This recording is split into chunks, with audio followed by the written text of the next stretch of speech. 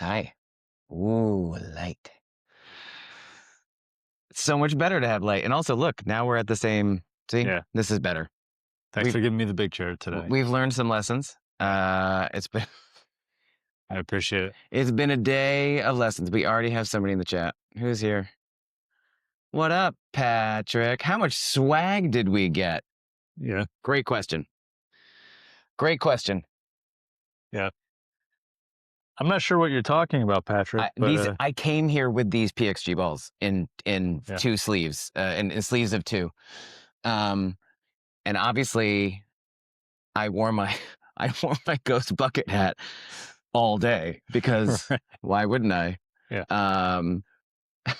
I will say, I'll tell you a story. You're not far off on 9 hats. I'll tell you a quick story about that. I was hanging out with some PXG guys, talking to them, and they were openly commenting to me, man, some of these people are not shy about grabbing swag, and they would literally take so the guy's comment to me was like, I think that guy's taken off with 20 of our hats. So I feel okay. Yes, we were given some inside information that they're being paid to give away this stuff because otherwise I got to ship it back. So I don't feel bad about it. And yeah, we can also, if you guys really want a PXG hat, we can probably work something out. Yeah, absolutely. All right, Coulter. I know you've been waiting. You've been waiting so patiently, like a good boy. For a pamphlet. For a pamphlet. I have the pamphlet. I tracked him down. I found it. We'll just start here. Well, hold on. Oh, wait, sorry. Welcome, everyone, to the Bogey Ball Society. Thank you. Day 2 of the PGA show recap. Let's get right into some of the stuff you guys have been asking about, and then we'll share some of our impressions. We're exhausted. I mean, it's a lot. So I do a pretty good Irish. That's one impression. Yeah.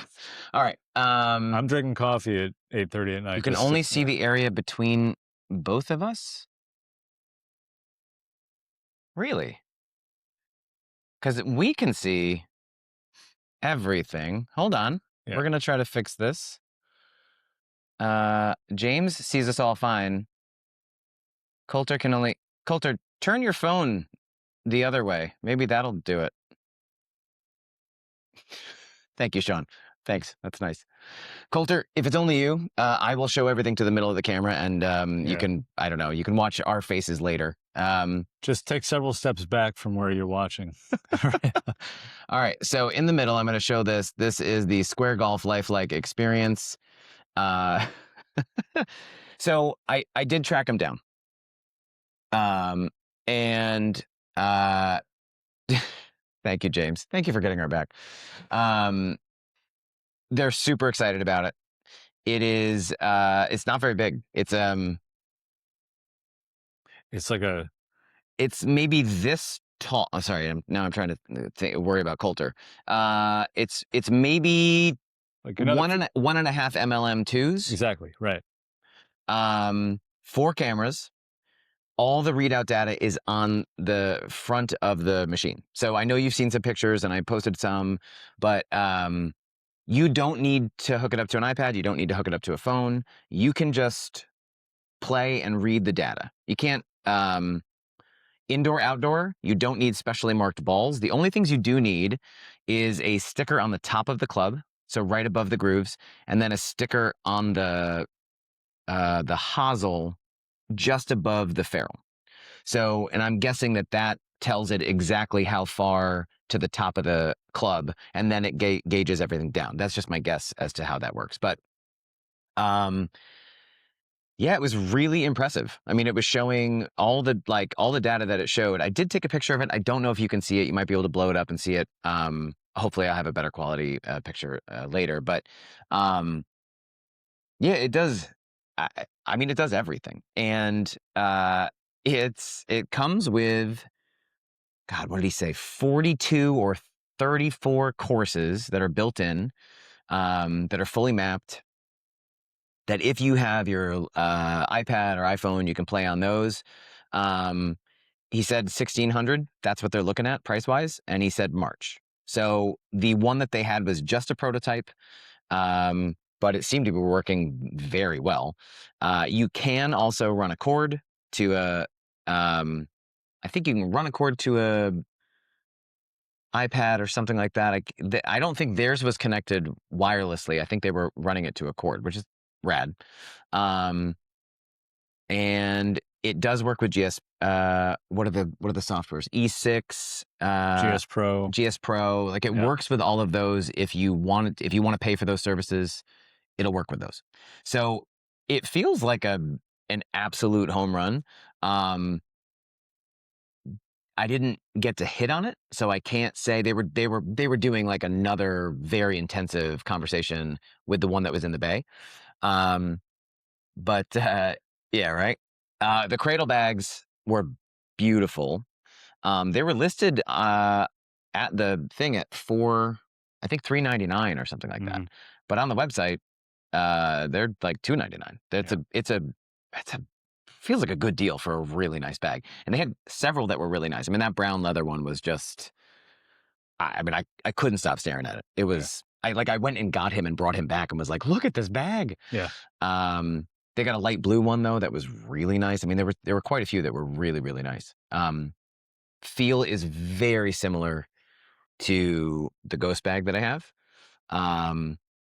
They do have like one little innovation that I really liked was the rangefinder pocket zippers, but also has a little elastic tab. So you can unzipper it, put the rangefinder in, and then elastic it closed. So it's not a magnet, but then you can open that as much as you want. And then at the end of the day, zipper it up so that it stays nice and safe. It's like a little, I don't know. I thought that was a nice little touch. Yeah. I really like the magnet on the Ghost bag, but I can see this as a nice workaround.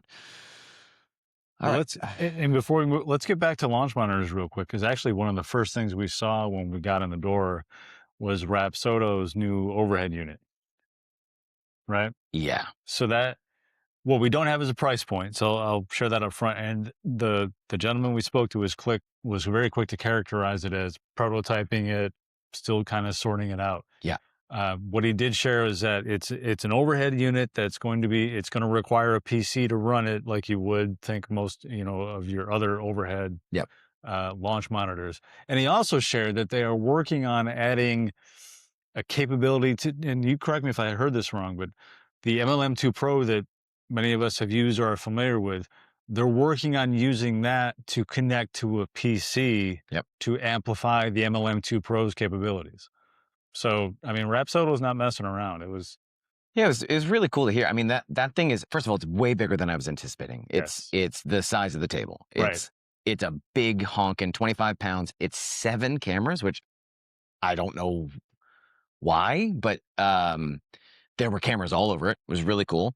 And then they were recording some content, so we weren't allowed into the bay where they had one actually set up, but it looks great. I mean, the graphics, I think they said it was 4K. They're mapping they're mapping courses individually. They're not doing, so there will be a bunch of courses included when it comes out, but they're not done mapping the courses. So it sounds like they're going to continuously be adding to it as well, which is what Rapsodo is kind of great at. It seems like they add to their products, which is awesome. I mean, again, they didn't share a price point, but it seems to me that they're going to take on Foresight, and just come in under them. So it's going to be exciting to see it. Yeah, it was pretty cool, and especially to go from like the LM2 or the LM2 Pro or whatever to that is like a huge. They're not even messing with like the standalone 3 camera, 4 camera situation. They're just like, no, we're just gonna go. We're just gonna go 7 camera up. Anyway, it was pretty cool. Yeah. What else stood out today? Well, let's talk like big macro picture first. Yeah. I mean, and we kind of said this coming in and we'd been told like, hey, this is a madhouse. Oh my gosh. Like, yeah. So I'm just gonna show you. This is the map. This is what they give you when you get there. So over 1,100 vendors, right? Just let me just kind of a number. Let's just pull out the 1,100 pull out the vendors here real quick. So oh, hold on. Oh, and we're not done yet. Okay, so we're still here. These are the vendors listed alphabetically, and then this is the map. Yeah. So this is all one floor. It's split up into 2 because it's too big to fit on one map. So Range is way down here, this green area. So that's where you can hit demo clubs, all this stuff. Which we'll we talk did. about that later. And then all the tech stuff, all the club stuff, all the stuff, and then like apparel's over here somewhere. And then we basically stopped at apparel because we were tired. It was a long day. And then we didn't even go this way across the map. Yeah, it's I mean the vendor list is awesome. And the great thing is when you guys were like, "Hey, Coulter," you're like, "Hey, go find Square Golf." I just pulled this out, looked them up alphabetically, found the booth. It was perfect. It was like really easy to find. Yeah. Coulter, it is really cool. I think that's I spent a lot of the day just sort of. We had a couple of interviews where we wanted to go talk to people, and we had to wait a little bit because they were doing another interview or doing another conversation.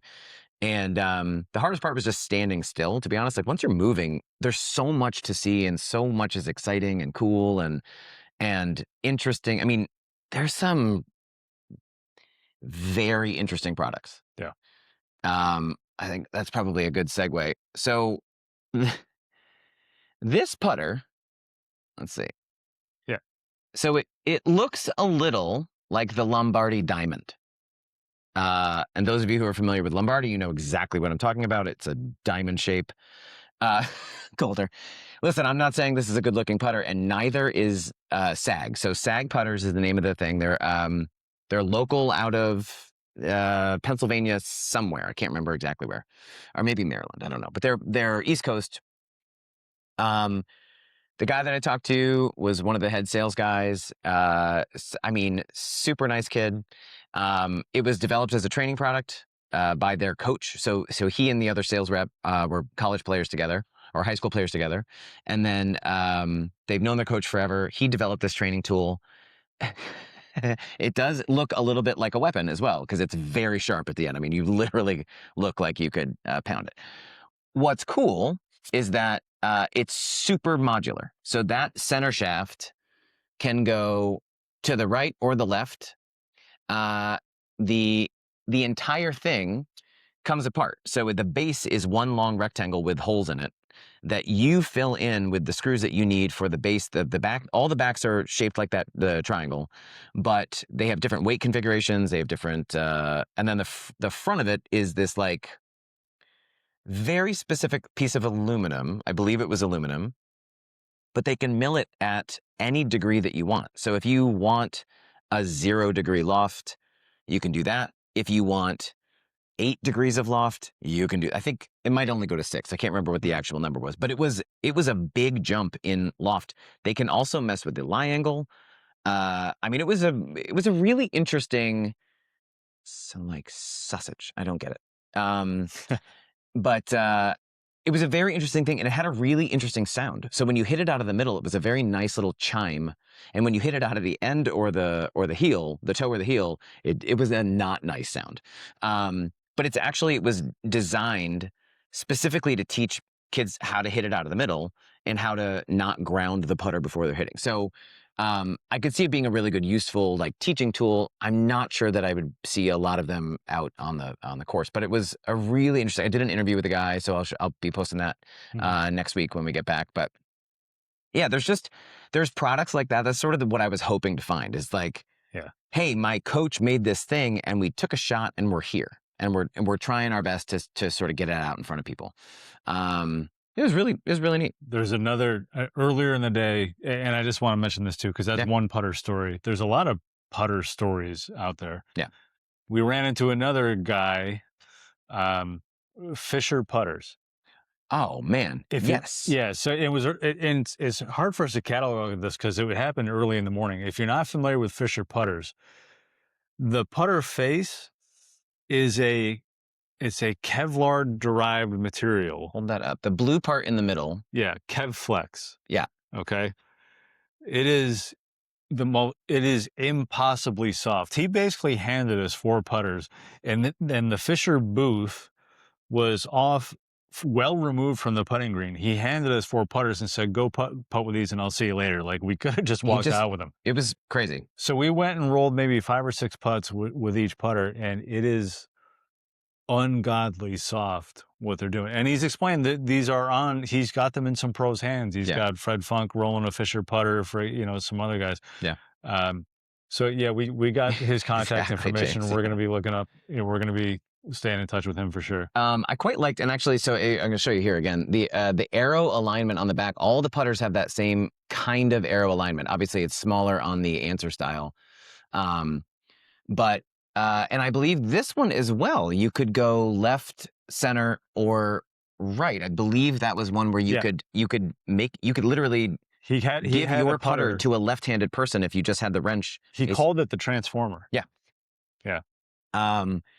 But Hayes is not kidding. When he hit it and he went, "Oh my God!" And then I hit it and was like, "What?" Yeah. Like it doesn't feel possible. Like it's very confusing, actually. But it wasn't like, it's not bad in any way. Well, I wasn't leaving putt short. It's not so soft that you felt like you hit it with a pillow. That's right. You know what I mean?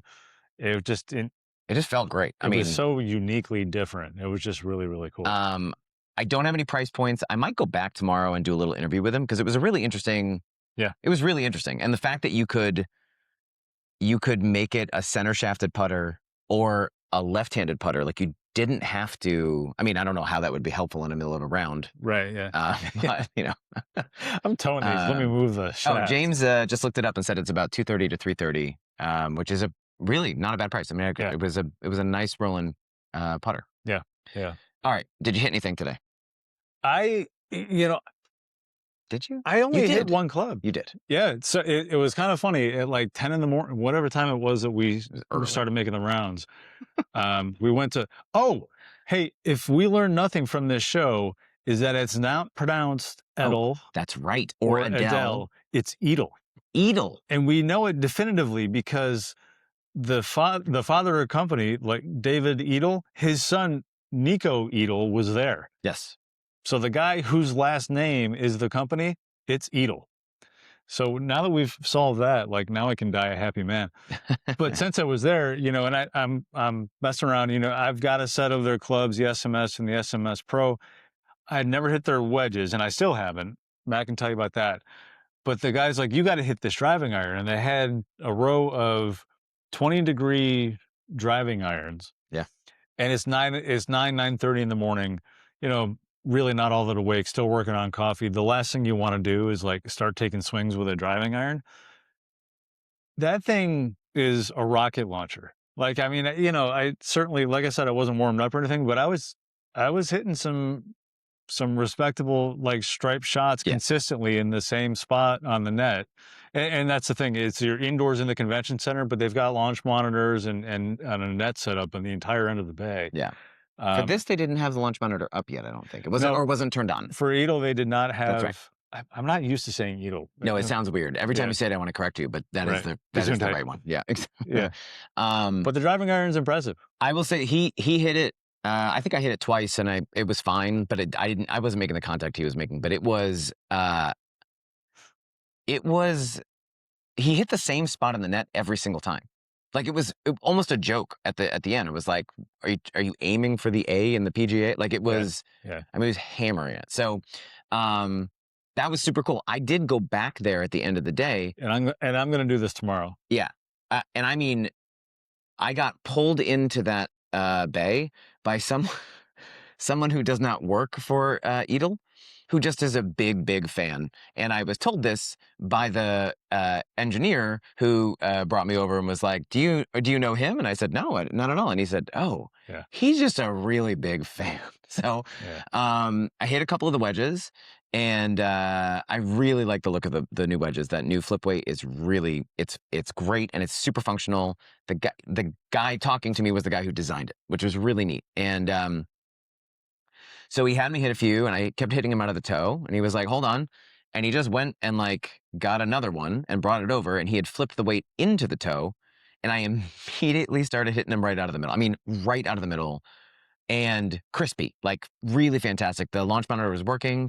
And I was doing little halvesy swings, getting 6,000 RPM on this. It was awesome. And so I had a really great conversation with him, talked about the different grinds, talked about, why he made the decisions he made. They're really good. So I did actually ask specifically about fitting because I know that that's such a big part of who they are as a company. And he said since the acquisition, they're still working on rebuilding their fitting centers and their fitters. So while you can kind of go to Golf Tech, he wasn't like, oh yeah, definitely go to Golf Tech. So Yeah. just well, I'll follow up and see if we can get him on the pod or I don't know. But he was super into the forum, the community, the like what we do. So that was great. Like Yeah. it's so far we've had a lot of really positive feedback about Life at the Turn, about what we're trying to do, and that's been really cool to be able to share that with people and see them be like, oh, this is awesome. So Yeah. yeah. Yeah, so let's answer some questions right here. So, and I got to start with DBK. I think everyone knows who that is. He asked on the Life of the Turn forum. Well, he didn't ask so much as comment. I'm very curious their take. We're talking about Vice irons. We got the Vice was back on the floor, and Oh, right. Yeah. they had their irons out, but at the demo day they had just their irons. Today, inside the convention center, they have the same irons, but with all the different color options. And if you haven't been to the Vice Golf website, the customization and color options is ridiculous. Yeah. Anyway, Jamie talked about, I'm very curious, DBK talked about, I'm very curious their take on '04 versus '01 as they look the same to me. And so to answer that comment, so the '01 was kind of the first club that came out, and they kind of categorize it as like a player's distance iron. Yeah. The '04 looks the same until you put them next to each other. And there's a tech story behind this too. And I'm not going to get into that, but I can tell you like the '04 is like the '01, but on less steroids. Like the sole is thinner, the top line is thinner. It's a more compact, but the same. It's just how it visually appears. Yeah. So, if you are averse to chunky irons, you might have passed on the '01, but you can't have that same complaint about the '04. That's right. And the '02, so the '02 was the one with the sort of the graphics on the background, Right. on the back of the club. That was more of a game improvement iron for them. And now they have '03, which is the MB that he hit yesterday. Yeah. The '04, which is sort of the player's iron, and then the '05, which is the player's iron with extra help or something. Like I still think they need some help on their naming conventions because I just think it's confusing. You've got a 1 and a 2, and the 1 and the 4 are similar, and the 2 and the 5 are sort of similar. So, Yeah. but yeah, I mean, I know the '01 tested really well. A lot of people really, really liked that iron. So I think the '04 is gonna be, a really good option for a lot of people. Absolutely. What else? We stopped and saw Scott Fawcett over a decade. Yes. And had a really, really great conversation with him.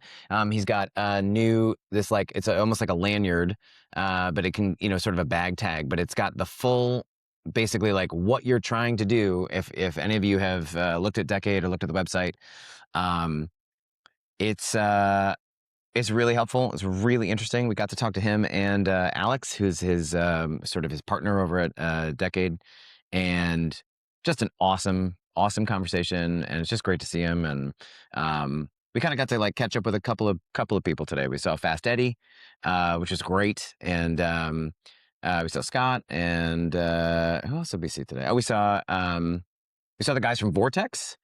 Yes. Which was awesome, and they got their booth is. It doesn't really surprise me because they do things really well over there. Their design is really good, but their booth was great. Like Yeah. it was small but really, really effective, and And I want to say, it's the first example of a new product coming that we're not allowed to tell you about. So yes, I feel so special yeah. having this sort of insight now. Oh, actually, there is another new product that I was not allowed to take a pic. Well, I could have taken a picture of it, but I was asked kindly not to because it isn't ready for release. But it's Edel. Oh my God! Edel, See, yeah. I did it again. Edel related, and it's really cool looking.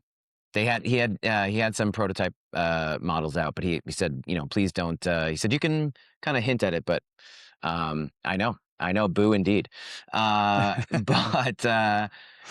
But Vortex is, I mean, they're doing great, and they're a nice group of kids. I mean, I call them kids. They're probably not that much younger than us, but they are younger than us. So, yeah, it was great to see them, and obviously, Mr. Noble was a big fan, so that was cool. They were sort of saying hi to each other through us, so that was neat. Yeah. What else we got? So we had some questions here that I'm hunting for. So real quick, give me a highlight of the show for you. Can you pin it down to one highlight so far? Oh, well, I'll tell you about what I hit. How about that? Because we didn't talk Yeah. about that yet. So I hit the driving iron, I think twice. And then that was enough of that. And then I went back later in the day and I hit the Mizuno M13s. Does anybody want to Yes. guess Yeah. what those felt like? Good. Anybody? I would guess good. Yeah, it felt like a Mizuno. Absolutely. It was absurd. I mean, fantastic. It's a fantastic feeling iron. And sound is incredible. Feel is incredible. The look is way better in person than I had any. I did take a picture with my camera of the M13 and the M15, and they're beautiful in person. And I was honestly a little surprised because I kind of seen the release pictures and was not really wowed by them, but they are a great looking iron. Yeah. Is that all I hit? Did I hit something else? Oh man. You think you hit the I hit Eagles? the wedges. Oh, and then I hit the wedges, but I told you about that. So yeah. We did see the new pings, the I-540. yes. Yeah. And they look great. Yeah. Like that's a great looking iron. And it was weird because it's sort of hidden in the back of their booth. Like they had the 440s still out. They had the 740s out. And then on the other side of the booth, they had the 540s. But the man, the 540s look awesome. Really beautiful. What was my highlight of the show so far? Oh, Hayes, what was your highlight of the show? So I will tell you, and everyone's going to laugh at this because I'm well known for kind of my affinity for PXG. The PXG booth is just a lot of fun. Like they've got 2 TrackMan bays set up for you to go hit and you're going to hit the Gen 8 irons. I'm hitting tomorrow. He's going to hit the Gen 8 irons. But they've got some really cool displays where they have broken down the construction process of I'll wear that tomorrow. Of their driver and their irons. So you can see it like from blank all the way built up and all the tech inside. Yeah. And if you just loiter at that table, their R&D's guys will come up and give you like the full presentation. Like we took like their senior R&D guy, Mike Nicola, came up and explained to us, here's how we build a Gen 8 iron and why it's better than Gen 7 and Gen 6, et cetera. But just the vibe of the people, like we visited, I visited a couple of times and granted, some of these folks have become friends, right? But they were like, hey, come on back and forth and have a beer with us. And at 4 o'clock, they had a bartender and they were just, come have a beer with PXG. Yeah, it was cool. There's a party going on at the PXG booth for the PGA show. I mean, it's a lot of fun. And that's the other thing is that like, the thing I think I've been most impressed with is effectively every booth, but especially PXG. Every single person there is just thrilled to meet you, happy to answer your questions. They're like eager for you to ask a question. And it's a really nice experience to have somebody not treat you like, oh, you're boring me or you're bothering me, but instead like, yeah, that's why I'm here. I'm here to answer your question. So the PXG booth is awesome. The Ghost booth is fantastic. I mean, they have custom bags. I took a bunch of pictures and video.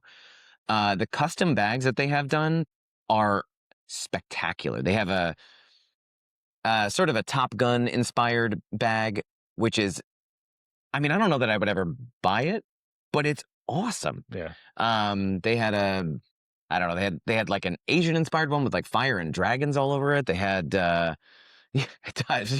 dude, the head covers have sunglasses that you can see through into the bag. The zippers are little airplanes, like F-15s or F-16s or something. Then the amount of detail that went into those bags is honestly absurd, but it's it's Ghost. That's kind of what they do. So so we got some questions from Indy Oz here. So again, if anyone has questions, get on the Life at the Turn forum, go to the thread which is constantly being updated by us with photos during the day, and you can post your questions here. We'll try to answer them during this recap, or we'll try to get after the answers tomorrow when we go back to the show. Yeah. So, and I'm going to disappoint you with some of the answers here. So The first question, and he posted several. Do you have some new contacts that are high likelihood of being guests on future Bogey Ball Society pods? Any hints or spoilers? Yes, we have contacts. No hints or spoilers yet. We have some folks that are like, yeah, let's come back on and let's do it again. We have some brand new contacts that are like, dude, that's really cool. I'd love to come on the pod. Yep. I'm not going to give it away yet because I'll tell you from personal experience, there are guests that we haven't had on yet that are now committed that we've been working on for literally half a year. Yeah. So I don't want to tease it, but yeah, we're building a stable. I'll put it that way. Any companies showing interest in engaging with the Life at the Turn community? Yes, absolutely. Yes. Same answer. I'm not going to spoil it yet because I wouldn't want to get the hopes up and then for some reason it falls through. Yep. But the Rolodex is growing and it's growing really quick. I'll put it that way. Obvious question, but favorite and least favorite product seen today? Hard to answer for me because like least product, like I gotta tell you guys, it's so hard not to just be overwhelmed with the enormity of the entire spectacle that is the show. Yeah. So like, I'm going to be like 2 a.m. waking up and thinking about a product that I got to go back to see. Yeah. Also, I guarantee you I will wake up in the morning and be like, I cannot believe I didn't tell them about this. Right. So this is an ongoing conversation. So please keep asking these questions for sure. Yeah. We didn't even talk about going to Squares. We went to the Squares booth. Yes. And their new lineup is legitimately great looking. Yeah. Like, I know that that's a big knock on Squares for has been for several generations, that their shoes look a little boring, a little stodgy, a little plain, or whatever. Their new lineup, they're genuinely great looking. Same Squares technology. Yep. They're going to come out mid-February. I challenge you to find a better looking golf shoe. I mean, they're going to win the beauty contest this time around. They're killer. And they have pickleball shoes, which they're over by the pickleball courts, which was kind of hilarious because I kept I was like, should we go play pickleball just for the content? Yeah. We didn't. Yeah. But the pickleball shoes are really good looking. They've got like I don't know, whatever, doesn't matter. They've got like a little pickleball pattern. I think those are already on the website. But yes, Hayes and Marty both had 14,000 steps. Somehow I had less than 10,000, which I walked lockstep with him 90% of the day. I don't fully understand. That just tells me when you wanted to split up, you went and took a seat. I went to a nap. Yeah, exactly. Yeah. Find me when you're done. Yeah. We're tired. We're tired, but it's been awesome. Indiaz has 2 more here. Aside from launch monitors and zero or low torque putters, are you seeing any trends in new release tech or clubs? I think that's an obvious one to me anyway. Yeah. Is we're back to speed. Right. Well, so for a while it was ball speed. And then we went through this little phase of like 10K and who's got the most K and who's, MOI and forgiveness, et cetera. And you're still finding K in the nomenclature of the clubs, but everyone's selling a speed story again. Yeah. Yeah. I mean, Jason has talked about this a bunch with Callaway's new stuff. Their ball is faster. Their clubs are faster. That combination is significantly faster. Callaway's on my list tomorrow to go hit because they don't have a space over by the driving range. They have their own internal monitors, and they were again very busy when I got over there. So I'm going to try to go there in the morning and hit some stuff. But it's really the only major release. Also, TaylorMade isn't at the show. Right. So if anybody's been asking, what's happening with TaylorMade, we don't know because they're not there. Yeah. So, yeah. And then one more from Indiaz, are there any clubs or tech that you 100% will be purchasing after the show or have already committed to? I am going to say no because this is going out and I do not want to get in trouble with anyone whose permission I don't have to spend money. That's right. This guy is going to return soda cans and do whatever he can to get a new Cobra driver. I only hit it once. I only hit it 5 times or 6 times if you include the one that went off to the right horribly. They're the best 5 drives I've hit in a year, or maybe longer. I mean, they were all really good. I will be doing my due diligence, but I might be open. I was not really thinking that anything was going to wow me, and that's really the thing. I mean, those MB irons from Cobra, the 3D printed ones, were great. And so were the Mizunos, but I'm not buying new irons. I really love the Strixons, and they're going to do effectively the same thing for me. If I can keep it in play off the tee, that might really help lower some scores. So I got to say, I'm always a sucker for wedges. I'm going to go hit these Edel wedges tomorrow, and I'm curious because I do believe in Edel. I have a soft spot for their clubs. Yeah, and they're beautifully made. They actually the engineer said they made the milling on the bottom less deep because the biggest complaint that they got from amateurs, pros, was that it went through the ground too easily before, and they would think I hit a good shot, and then it would come up a little bit short, and they want more feed. The testers want more feedback when it goes into the ground oh, I hit it into the ground. I stubbed it into the ground, which just made me laugh. That I have that problem too. Yeah. I hit that too well. Yeah, exactly. Yeah. So we should wrap this up. But I want to remind everyone again. So we're going to post more photos tonight. Yep. We're going to keep posting photos tomorrow. Give us your feedback. So one thing I will tell you that again, and I think you're gathering from us, the show is overwhelming in a way. So it's very tough to keep up, but we try to pay attention to what you're asking about. We still owe you Shot Scope, right? The launch monitor from Shot Scope. I honestly have been looking for it. I just forgot. I forgot. We got late in the day, and I was like, "Oh my God, how have we not seen it?" And I will tell everyone one thing that if you are interested in apparel, that's a tough ask right now because, like, remember, it's an industry trade show. So if you go to an apparel company today, you were in line behind people who were placing massive, large quantity orders to fill their clubhouse for the year. That kind of thing. Massive orders. Yeah.